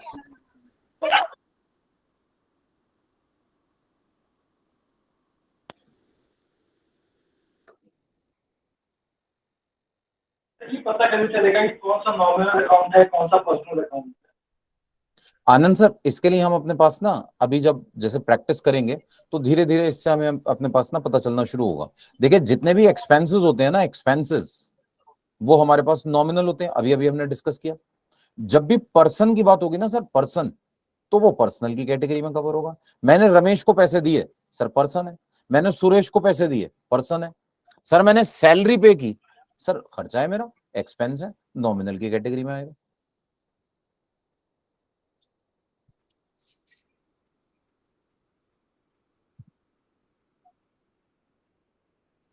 जी सर, और कोई डाउट किसी को?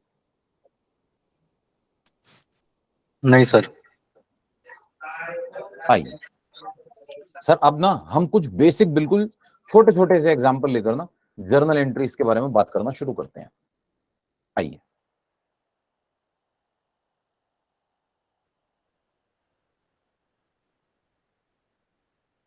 जैसे मान लीजिए मैंने एक मशीन परचेज की,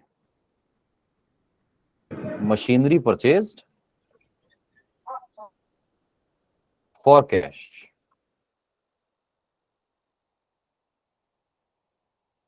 मैंने एक मशीन परचेज की कैश में, तो मशीनरी परचेज फॉर कैश।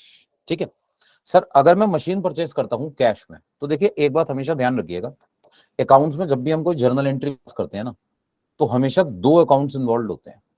कोई भी ट्रांजैक्शन आप देखिए, कोई भी सिंगल ट्रांजैक्शन हो ही नहीं सकती। ठीक है, पॉसिबल ही नहीं है। सर मैं एक दुकान पर गया सामान खरीदने के लिए, सर मैं पैसे दूंगा सामान लूंगा, ऐसा हो ही नहीं सकता बस पैसे देकर आ जाऊं, या ऐसा हो ही नहीं सकता कि सामान लेकर आ जाऊं। दो ट्रांजैक्शन होंगी सर साइमल्टेनियसली, जरूर 100%। ऐसा हो ही नहीं सकता सिंगल ट्रांजैक्शन हो जाए। ठीक है, अच्छा अगर मान लीजिए मैं सामान दे दूं, सॉरी सामान ले लूं और पैसे ना दूं, तो भी दो हो रही हैं सर, तो भी दो हो रही हैं। पैसे नहीं जा रहे तो कोई बात नहीं, उधार तो आ रहा है।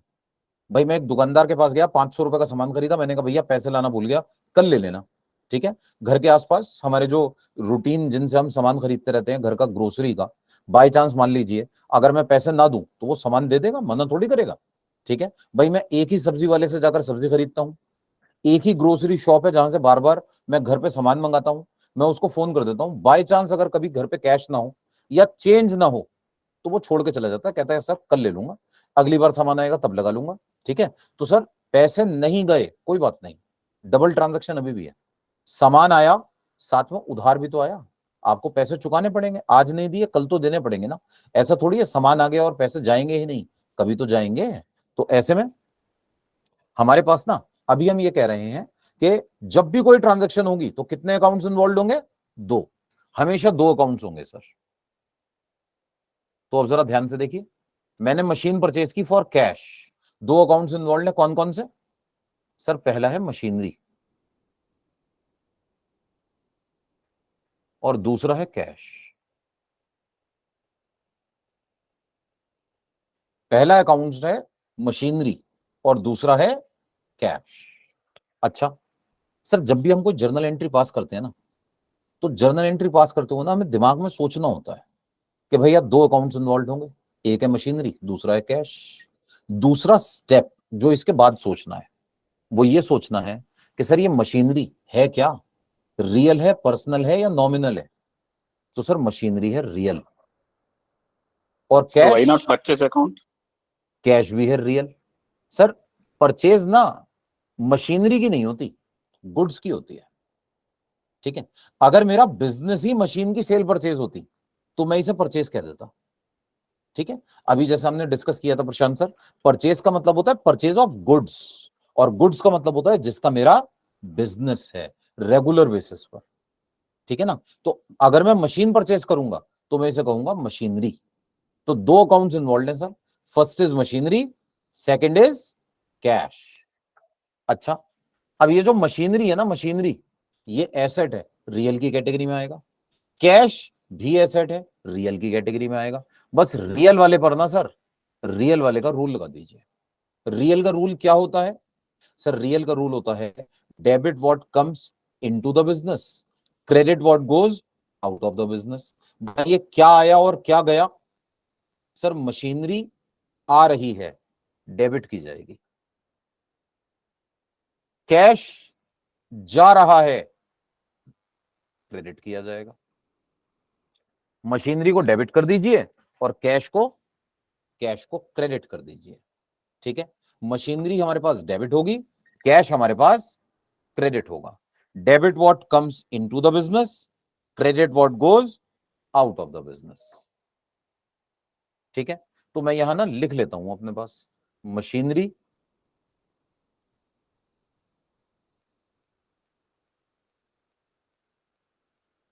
डेबिट है और कैश क्रेडिट है। ठीक है सर, नेक्स्ट सेकंड, इसी तरह से मान लीजिए हमने कोई पुराना फर्नीचर बेच दिया होता,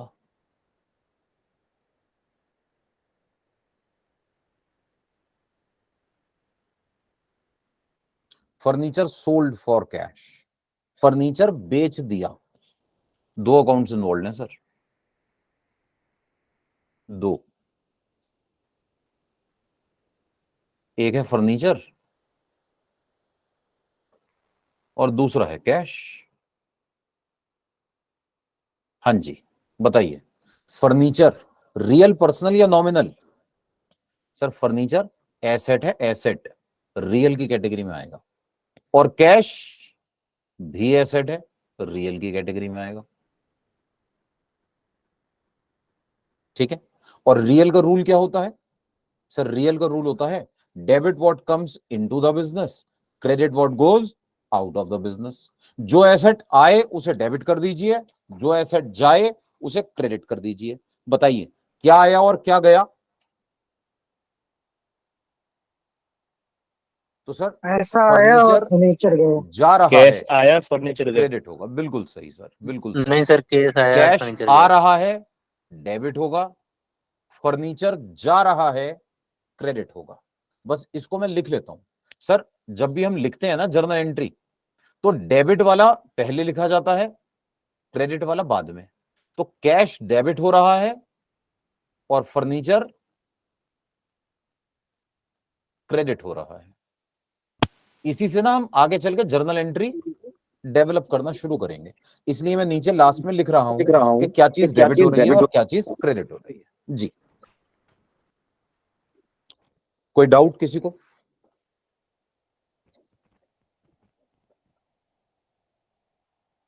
नहीं सर। आइए नेक्स्ट। मैम आवाज कर रही? जी जी जी जी। मैम हमने ना फर्नीचर बेचा, तो मैम अगर हम फर्नीचर की सेल करेंगे तो देखिए दो अकाउंट्स इन्वॉल्व हैं, एक है फर्नीचर, दूसरा है कैश। फर्नीचर एसेट है, रियल की कैटेगरी में आएगा, कैश भी एसेट है, रियल की कैटेगरी में आएगा। फर्नीचर जा रहा है और कैश आ रहा है। ठीक है भाई, फर्नीचर बेचा, फर्नीचर चला गया और पैसे आए हमारे पास ना। इस पर्टिकुलर सिचुएशन में अगर हम रियल का रूल लगाएं तो रियल का रूल होता है debit what comes into the business, credit what goes out of the business. Cash आ रहा है, डेबिट कर दीजिए, फर्नीचर जा रहा है, क्रेडिट कर दीजिए। तो सर कैश एसेट क्या होता है सर? फर्नीचर क्रेडिट हो गया। जी सर, सर एसेट क्या होता है sir? Actually class late join किया थोड़ा कोई सा। बात नहीं सर, कोई बात नहीं, मैं बता देता हूं। सर एसेट का मतलब होता है वो सामान जिसको यूज करके हम बिजनेस करते हैं। ठीक है, जिस सामान को यूज करके बिजनेस किया जाता है ना, उसे एसेट कहते हैं। बस स्लाइड एक बार दिखा ये देंगे सर। बेसिक टर्म्स है ना, इसमें हमने अपने पास डिस्कस किया था। एक मिनट में बिल्कुल देख लीजिए, जिन लोगों ने भी लेट ज्वाइन किया था। सर मैंने बिजनेस शुरू किया, तो बिजनेस में जो पैसे लगाते हैं ना, इसे कहते हैं कैपिटल। बिजनेस के लिए मैंने कुछ पैसे उधार ले लिए, इसे कहते हैं लाइबिलिटी। अब 10 लाख मेरे, 15 लाख उधार के, मेरे पास हुए 25 लाख रुपए। अब क्या करूं इसका? सर इसके लिए आप सामान खरीदिए जिसको यूज करके आप बिजनेस कर पाएंगे। जैसे आप बिल्डिंग परचेस कीजिए, आप मशीनरी परचेस कीजिए, फर्नीचर परचेस कीजिए। ठीक है, ये सारा का सारा सामान जिसको यूज करके हम बिजनेस करते हैं ना, इन्हें एसेट कहते हैं। जैसे land and building, plant and machinery, furniture, sir दुकान का फर्नीचर, दुकान का कैश, दुकान का एसी, ये सारी की सारी चीजें हमारे लिए एसेट होती हैं। अभी हम डिस्कस ये कर रहे थे कि ये जितने भी एसेट्स होते हैं ना, रियल की कैटेगरी में कवर होते हैं। हमारे पास अकाउंट्स तीन तरह के होते हैं, एक होते हैं रियल अकाउंट्स, दूसरे होते हैं पर्सनल अकाउंट्स, तीसरे होते हैं नॉमिनल अकाउंट्स। रियल अकाउंट्स में आते हैं सारे के सारे एसेट। और रियल का रूल क्या होता है? रियल का रूल होता है debit what comes into the business, credit what goes out of the business. जो एसेट बिजनेस में आए उसको डेबिट कर दीजिए, जो एसेट बिजनेस से जाए उसे क्रेडिट कर दीजिए। तो देखिए फर्नीचर जा रहा है, क्रेडिट होगा, कैश आ रहा है, डेबिट होगा। Thank you sir. So what is the proper journal format for the examples? वो हम नेक्स्ट क्लास में डिस्कस करेंगे। अभी हम एक बार ना पहले ये समझ लें कि किस तरह से हम रियल पर्सनल नॉमिनल में डिवाइड अपने पास इसको कैटेगराइज करके जर्नल एंट्री बनाते हैं, फिर हम जर्नल का फॉर्मेट डिस्कस करेंगे। इसी तरह से आइए एक और रियल का ही एग्जांपल लेते हैं। जी सर, कोई पूछ रहा था?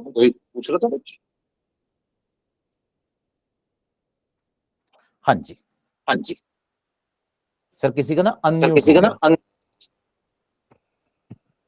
जी तो आइए, यहीं पे कहते हैं बिल्डिंग परचेज में हो जाए।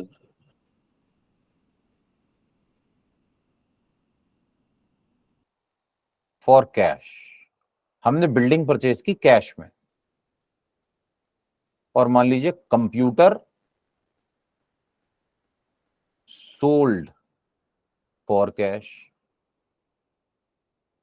देखिए जैसा भी हमने डिस्कस किया, हर ट्रांजैक्शन में कितने अकाउंट्स होंगे? 2। पहला है बिल्डिंग और कैश। ठीक है। बिल्डिंग रियल पर्सनल या नॉमिनल? सर एसेट है, बिल्डिंग एसेट रियल की कैटेगरी में आएगा। रियल। और कैश भी एसेट है, रियल की रियल। कैटेगरी में आएगा। बस रियल वाले पर ना रियल का रूल लगा दीजिए सर। रियल पर रियल का रूल लगा दीजिए। रियल का रूल होता है debit what comes into the business, credit what goes out of the business. जो एसेट बिजनेस में आएगा, सर बिल्डिंग आ रही है उसे डेबिट करेंगे, और जो एसेट बिजनेस से जाएगा उसे क्रेडिट करेंगे। बिल्डिंग आ रही है, कैश जा रहा है, बस बिल्डिंग होगी डेबिट,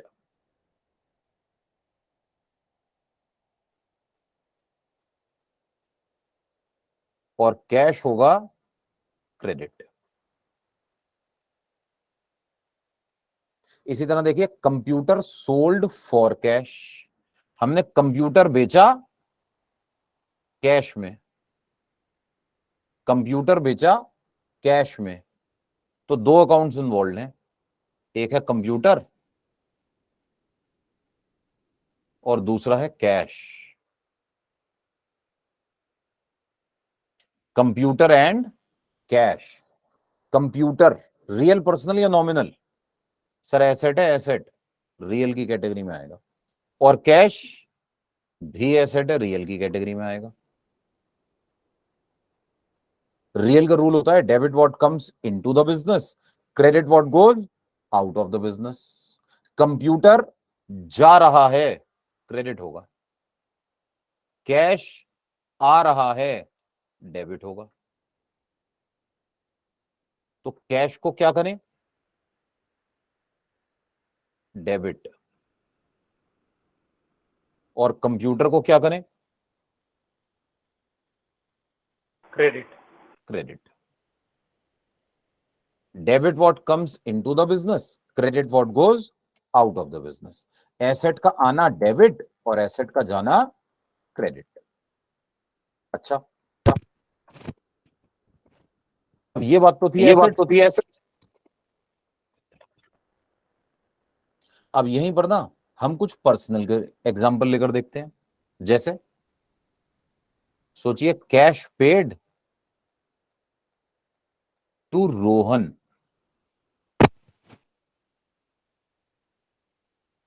हमने रोहन को पैसे दिए, रोहन को पैसे दिए, तो 2 अकाउंट्स इन्वॉल्व हैं सर। पहला है रोहन और दूसरा है कैश। हाँ जी बताइए, रोहन रियल पर्सनल या nominal? Sir Rohan is a person, personal. Personal की कैटेगरी में आएगा। और कैश, कैश Real. एसेट है, रियल की कैटेगरी में आएगा। बस पर्सनल वाले पर पर्सनल का रूल लगा दीजिए और रियल वाले पर रियल का रूल लगा दीजिए। As simple as that. ठीक है, ध्यान से देखिए। पर्सनल का रूल होता है debit the receiver, credit the giver. मैंने पैसे दिए रोहन को, तो रोहन हुआ रिसीवर। रोहन को पैसे मिले, रोहन को पैसे मिले तो रोहन कौन है? रिसीवर है, डेबिट कर दीजिए। और कैश जा रहा है, रियल वाले पर रियल वाले का रूल लगा दीजिए। रियल का रूल होता है debit what comes into the business, credit what goes out of the business. Cash जा रहा है, क्रेडिट होगा। तो बस रोहन डेबिट,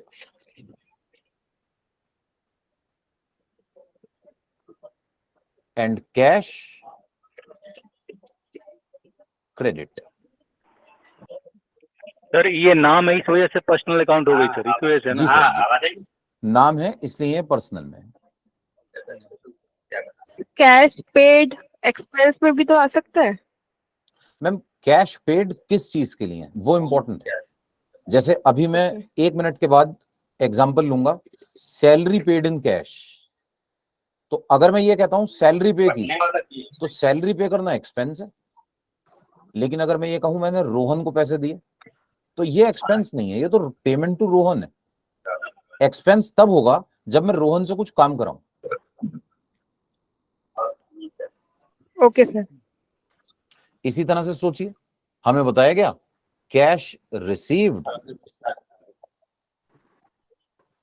सर फिर जो थोड़ी देर पहले मशीनरी वाला था उसमें भी तो एक्सपेंस होगा फिर वो। नहीं सर नहीं, वो एसेट है सर। एक्सपेंस का मतलब होता है कि मैंने अपने पास ना किसी काम के लिए पैसे दिए, काम हो गया, बात खत्म हो गई। सर एसेट खत्म नहीं होता। जैसे मैं एग्जांपल लेकर बात करूं सर, मैंने एक एसी खरीदा 50,000 रुपए का, ठीक है, 50,000 रुपए दिए, एसी खरीदा। अब एसी के लिए जो पैसे दिए, इसके बदले मेरे पास ना एसी आ गया। एसी कितने टाइम तक रहेगा सर? लंबे टाइम तक रहेगा, ये होता है एसेट। अब सर एसी चलाना शुरू किया, बिजली का बिल आया, बिजली का बिल आया, बिजली का बिल जमा कराया। अब बताइए बिजली का बिल जमा कराया कितने टाइम तक रहेगा sir? Maximum 1 month. Electricity bill तो हर महीने आएगा। इस महीने का बिल जमा कराया, इस महीने के साथ कहानी खत्म, अगले महीने फिर आएगा। That is an expense. Sir asset खरीदना खर्चा नहीं होता। एसेट खरीदना ना, हमारे पास एक एसेट आ गया, भाई पैसा गया, बदले में कुछ मिला। एक्सपेंस क्या हुआ? एक्सपेंस में जो फैसिलिटी मिली वो तो मैंने यूज कर ली, खा गया वो तो मैं कंज्यूम कर लिया उसे, मैंने उस फैसिलिटी को मैंने अपने पास यूज कर लिया। अगली बार फिर से यूज करना चाहते हैं, फिर से पैसे देने पड़ेंगे, ठीक है ना? तो एसेट परचेज करना एक्सपेंस नहीं है सर। एसेट मतलब जो सामान सामान मिला है ना बदले में, इसलिए उसको हमने एसेट्स की कैटेगरी में रखा है। आइए, cash receive from Madan. Sir again 2 accounts involve हैं, एक है मदन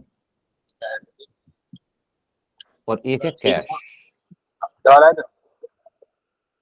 सर किसी का अनम्यूट हो गया शायद। हाँ जी, मदन रियल पर्सनल या नॉमिनल? सर मदन पर्सन है, पर्सन, और पर्सन है ना, पर्सनल की कैटेगरी में आएंगे। और कैश, रियल। कैश एसेट है, रियल की कैटेगरी में आएगा। बस पर्सनल पर पर्सनल का रूल लगा दीजिए, रियल पर रियल का रूल लगा दीजिए। सर ये ना पहला स्टेप है। देखिए अभी ना मैं बिल्कुल बेसिक इनिशियल लेवल की बातें कर रहा हूं सर। हमें फॉर्मेट बनाकर करनी है जर्नल एंट्रीज, ये फॉर्मेट थोड़ी है। पेपर में ऐसे तीर कमान बनाकर थोड़ी आएंगे, एक एरो इधर से निकाला उड़ाते हुए कहीं ले गए, दूसरा कहीं उड़ाते हुए ले गए, ऐसे थोड़ी होगा। लेकिन सर अभी ना हमें माइंड को इस तरह से ट्रेन करना है। जैसे ही हम कोई एंट्री पढ़ेंगे ना, हमें 3 स्टेप्स लगाने हैं सर। 3 स्टेप लगाइए, कोई भी एंट्री कर दूंगा सर। सबसे पहले ये सोचिए कौन कौन सी अकाउंट्स इन्वॉल्व हैं। जैसे ही पढ़ा कैश रिसीव फ्रॉम मदन, फौरन माइंड में आया, अच्छा एक है मदन, एक है कैश। सर स्टेप नंबर 2, फौरन सोचिए ये रियल है, पर्सनल है या नॉमिनल है। तो मदन है पर्सनल और कैश है रियल। बस पर्सनल वाले पर पर्सनल का रूल लगाइए, रियल वाले पर रियल का रूल लगाइए। हाँ जी, पर्सनल का रूल क्या होता है? Debit the receiver, credit the giver. Sir मैंने मदन से पैसे रिसीव किए, मैंने रिसीव किए, इसका मतलब है मदन हुआ गिवर, और गिवर है ना, क्रेडिट कर दीजिए।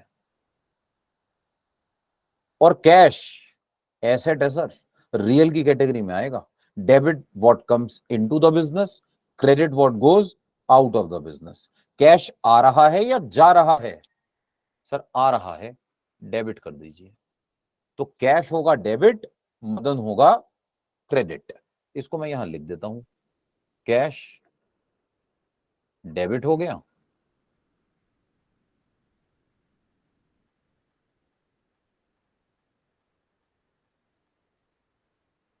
मदन क्रेडिट हो गया। आइए एक और एग्जांपल बना लेते हैं सर ऐसा ही।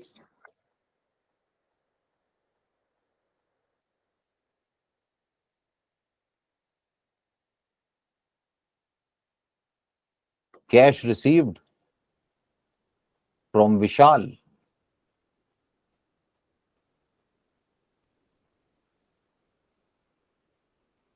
और कैश पेड टू राजेश। हाँ जी, cash received from Vishal, cash receive हुआ सर, मिला विशाल से। दो अकाउंट्स इन्वॉल्व है, देखिए, पहला है कैश, दूसरा है विशाल। कैश पे किया राजेश को, सर अगेन दो अकाउंट्स इन्वॉल्व है, एक है कैश, दूसरा है राजेश। हर एंट्री में ऐसे ही सोचना है मुझे। कैश रियल है सर, रियल। विशाल पर्सनल है, पर्सनल। कैश रियल है, रियल। राजेश पर्सनल है, पर्सनल। सर 3 स्टेप, 3, बस 3 स्टेप लगाइए, एंट्री बन जाएगी। सबसे पहले ये सोचिए कौन कौन से अकाउंट्स इन्वॉल्व हैं, स्टेप नंबर 1, ठीक है। माइंड में सोचना है सर, पेपर में ऐसे लिखना नहीं पड़ेगा, माइंड में सोचूंगा। कैश रिसीव फ्रॉम विशाल जैसे ही पढ़ूंगा, माइंड में फौरन आएगा, अच्छा एक है कैश और दूसरा है विशाल। फौरन सोचूंगा, कैश एसेट होता है, रियल की कैटेगरी में जाएगा, विशाल पर्सन है, पर्सनल की कैटेगरी में जाएगा। और सर फौरन सोचूंगा, रियल का रूल क्या होता है? रियल का रूल होता है debit what comes into the business, credit what goes out of the business. Cash received from Vishal, cash आ रहा है सर, डेबिट होगा। और किससे आया है? विशाल से, तो विशाल हुआ गिवर, और गिवर है ना, क्रेडिट होगा। Sir cash paid, cash paid, जा रहे हैं पैसे, debit what comes in, credit what goes out. जा रहा है ना, क्रेडिट कर दीजिए। किसको गया? राजेश को। इसका मतलब राजेश हुआ रिसीवर, और रिसीवर है ना, डेबिट द रिसीवर। सिंपल है सर, कुछ भी नहीं है। Debit the receiver, credit the giver. तो बस आइए लिख लेते हैं, डेबिट क्या हो रहा है और क्रेडिट क्या हो रहा है। कैश हो रहा है डेबिट, विशाल हो रहा है क्रेडिट।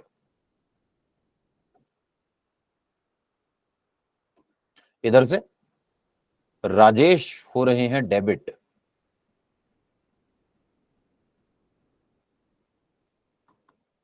और कैश हो रहा है कैश टू क्रेडिट।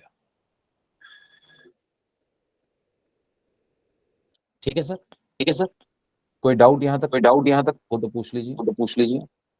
नहीं सर, नहीं सर।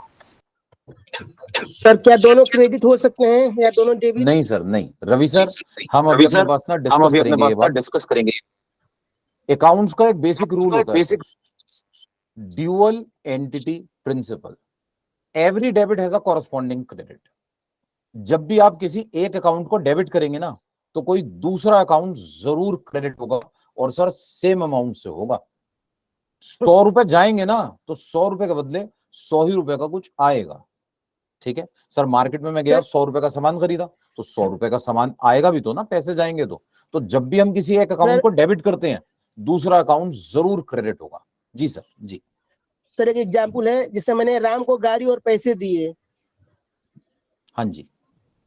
तो इसमें डेबिट कौन सा होगा, क्रेडिट कौन सा होगा? सर डेबिट होंगे इसमें राम, और क्रेडिट इस बार 2 चीजें होंगी, आगे चल के हम पढ़ेंगे। इसे कंपोजिट एंट्री कहते हैं सर। बिल्कुल सही कह रहे हैं भाई, एक आदमी को मैं 2 चीजें भी तो दे सकता हूँ ना, तो दोनों को क्रेडिट कर दीजिए। मैंने 10,000 कैश दिया, 50,000 की गाड़ी दी, तो राम को 60,000 से डेबिट कर दूंगा सर। ठीक है, राम 60,000 से डेबिट होगा, और गाड़ी और कैश 60,000 से क्रेडिट। अल्टीमेटली डेबिट और क्रेडिट बराबर हो जाएगा।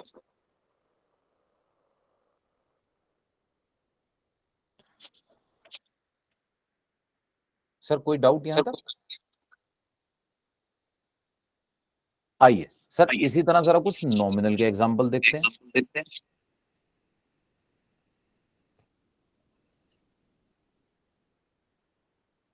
जैसे लीजिए, salary paid in cash. Sir हमने ना सैलरी दी, सैलरी कैश में। सर देखिए, मैं तो बार बार एक ही बात कह रहा हूं, 3 स्टेप है सर, 3, बहुत आसान, बिल्कुल सिंपल है सर। सर जर्नल ना बेस होता है अकाउंट्स का, ठीक है। जर्नल पहला स्टेप है अकाउंट्स का, जर्नल एंट्री अगर आप बनाने लगे तो आप बेसिक चीज पढ़ रहे हो या बिल्कुल एडवांस्ड? आप फाइनल अकाउंट्स विद एडजस्टमेंट का क्वेश्चन कर रहे हैं, कंपनी फाइनल अकाउंट्स का क्वेश्चन कर रहे हैं, पार्टनरशिप का क्वेश्चन कर रहे हैं, कुछ भी कर रहे हैं, सर जर्नल पहला स्टेप है। ठीक है, आगे चलकर अगर आप कहीं भी किसी बड़े क्वेश्चन में अटक जाएं, उसका आसान तरीका ये होता है जर्नल एंट्री बना लीजिए। जर्नल एंट्री बनेगी ना तो कुछ ना कुछ सॉल्यूशन निकल ही आएगा। इसलिए जर्नल पर कमांड होना बड़ा जरूरी है। हमने सैलरी पे की कैश में, दो अकाउंट्स इन्वॉल्व हैं सर, पहला है सैलरी, दूसरा है कैश। पहला स्टेप ही ये है, माइंड में आना ही ये चाहिए, salary and cash. Salary real है, पर्सनल है या नॉमिनल है? सर एक्सपेंस है, एक्सपेंस नॉमिनल की कैटेगरी में आएगा। तो सैलरी कहां आएगा? नॉमिनल। ठीक है, और कैश एसेट है, रियल की कैटेगरी में आएगा। बस सर, नॉमिनल पर नॉमिनल का रूल लगा दीजिए और रियल पर रियल का रूल लगा दीजिए। हाँ सर जी, ये नॉमिनल का रूल। नॉमिनल सर नॉमिनल क्या होता है सर, थोड़ा प्लीज थोड़ा सर बता नॉमिनल देंगे? में आते हैं सर एक्सपेंसेस, जितने भी खर्चे होते हैं ना या जितनी भी इनकम्स होती हैं वो नॉमिनल की कैटेगरी में कवर होती हैं। हमने अभी डिस्कस किया था, नॉमिनल में जितने भी एक्सपेंसेस हैं, जितने भी लॉसेस हैं, इनकम्स हैं, गेन्स हैं, इनको कवर किया जाता है। ठीक है, जैसे मैंने सैलरी दी, ये एक्सपेंस है मेरा, नॉमिनल। ठीक है, मुझे कहीं से रेंट मिला, इनकम है मेरी, नॉमिनल। और इसका डेबिट क्रेडिट का रूल क्या होता है? इसका रूल होता है sir, debit all expenses and losses, credit all incomes and gains. जितने भी खर्चे होंगे डेबिट किए जाएंगे, जितनी भी इनकम्स होंगी क्रेडिट की जाएंगी। तो देखिए सैलरी ना एक्सपेंस है, एक्सपेंस। सैलरी क्या है? एक्सपेंस, और एक्सपेंस है ना, डेबिट किया जाएगा। और एक बात बताइए, जब मैं सैलरी दूंगा तो पैसे आएंगे या जाएंगे? सर जब मैं सैलरी दूंगा ना तो पैसे जाएंगे, और जाएंगे ना, क्रेडिट कर दीजिए। तो बस एंट्री बन गई, सैलरी डेबिट और कैश क्रेडिट। सैलरी को डेबिट कर दीजिए, कैश को क्रेडिट कर दीजिए। अच्छा, इनकम हो भी तो सकती है ना, रेंट रिसीव्ड इन कैश।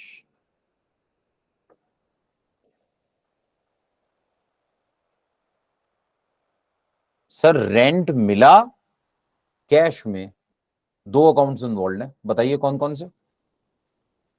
पहला है रेंट, दूसरा है कैश। हाँ जी, रेंट रियल, पर्सनल या नॉमिनल? सर नॉमिनल सर खर्चा है। बिल्कुल सही कहा मैम, रेंट है नॉमिनल। हाँ, खर्चा नहीं है, इनकम है, इनकम। मैम रेंट ना मिल रहा है, इसलिए ये हमारे पास ना इनकम है, इनकम। और इनकम है ना, नॉमिनल की कैटेगरी में आएगा। सारे खर्चे, सारी इनकम्स नॉमिनल, एक्सपेंसेस भी नॉमिनल में आते हैं, इनकम्स भी नॉमिनल में आती हैं। तो हमारे पास ना रेंट इनकम है, मिल रहा है, नॉमिनल की कैटेगरी में आएगा। और कैश एसेट है, रियल की कैटेगरी में आएगा। हाँ जी बताइए, रेंट नॉमिनल, नॉमिनल का रूल क्या होता है सर? नॉमिनल का रूल होता है debit all expenses and losses, credit all incomes and gains. जितने भी एक्सपेंसेस हैं उन्हें डेबिट कर दीजिए, जितनी भी इनकम्स हैं उन्हें क्रेडिट कर दीजिए। सर रेंट मिला, मिला क्या है हमारे लिए? इनकम है, इनकम, क्रेडिट करेंगे। और कैश, कैश रियल में आएगा। रियल का रूल होता है debit what comes into the business, credit what goes out of the business. Cash आ रहा है या जा रहा है? सर कैश ना आ रहा है, डेबिट किया जाएगा। तो बस कैश को कर दीजिए डेबिट और रेंट को कर दीजिए credit. Sir profit and loss भी होता है क्या? सर आवाज कट गई सर, एक बार दोबारा पूछेंगे सर प्लीज। सर प्रॉफिट और लॉस दिखानी हो तो सर सर प्रॉफिट और लॉस अभी हम डिस्कस करेंगे, अभी हमारे पास आएगा आगे चल के। Sir, example related to drawings. Sir अभी लेते हैं, 1 मिनट में लेते हैं। हाँ जी सर, एक बार जरा एक्सपेंस और इनकम का एक एक एग्जांपल और लेते हैं। मान लीजिए क्वेश्चन हमसे कहे कि हमें ना कमीशन मिला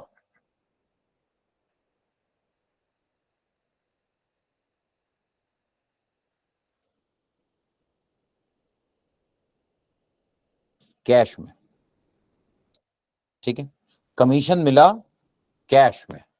बताइए 2 अकाउंट्स इन्वॉल्व हैं, कौन कौन से? सर नॉमिनल और रियल। जी सर नॉमिनल और रियल तो हैं, लेकिन पहले अकाउंट कौन से हैं वो देखते हैं। तो सर एक अकाउंट है कमीशन का, कमीशन,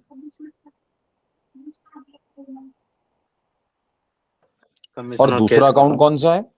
कैश। दूसरा है कैश। तो कमीशन एंड कैश। हाँ जी, तो कमीशन रियल है, पर्सनल है या नॉमिनल है? Nominal sir. नॉमिनल है, इनकम है हमारे लिए। और कैश एसेट है, एसेट, ये रियल की कैटेगरी में आएगा। हाँ जी, नॉमिनल का रूल क्या होता है बताइए? सर नॉमिनल का रूल होता है debit all expenses and losses, credit all incomes and gains. खर्चों को डेबिट कर दीजिए, इनकम्स को क्रेडिट कर दीजिए। कमीशन हमारे लिए ना इनकम है, इनकम क्रेडिट की जाएगी।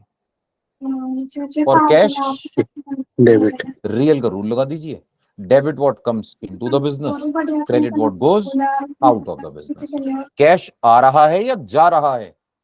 सर कमीशन मिला, कैश आया, डेबिट किया जाएगा। बस कैश डेबिट हो जाएगा,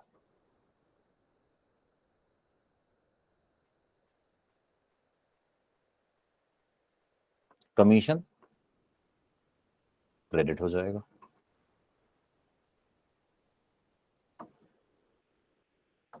कैश डेबिट, कमीशन क्रेडिट।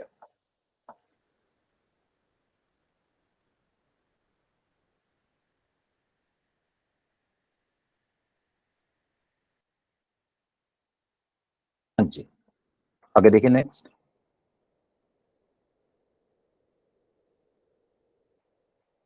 इसी तरह से हमारे पास मान लीजिए हमें कहा जाए कि वेजेस पेड इन कैश, हमने वेजेस दिए कैश में।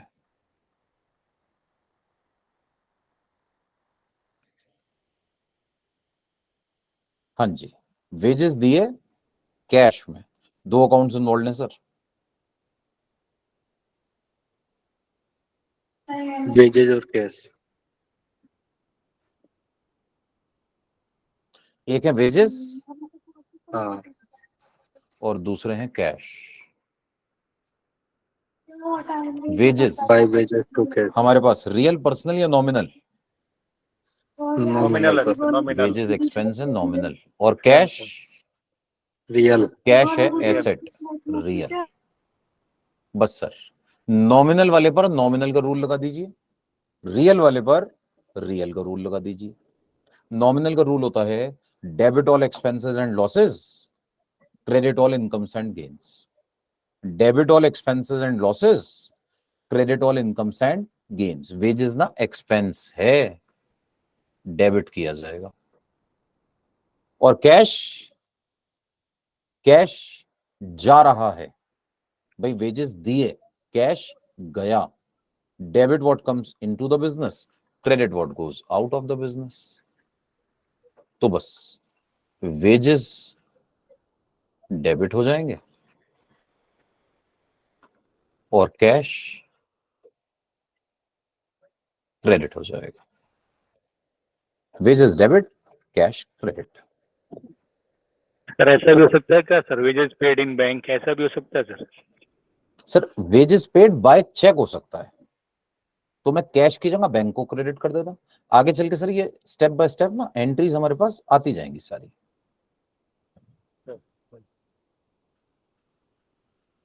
हाँ जी सर, यहां तक कोई डाउट हो तो पूछ लीजिए।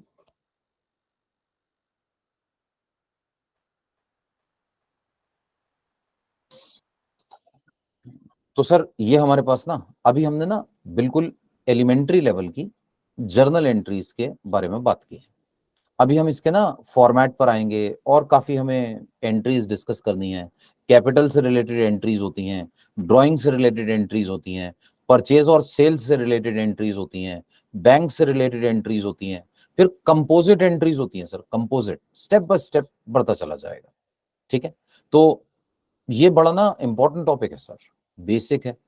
अकाउंट्स में कुछ भी करने के लिए ना आप एडवांस लेवल का भी अकाउंट्स अगर कर रहे हैं तो वो तभी आपके लिए आसान होगा करना जब जर्नल पर कमांड हो।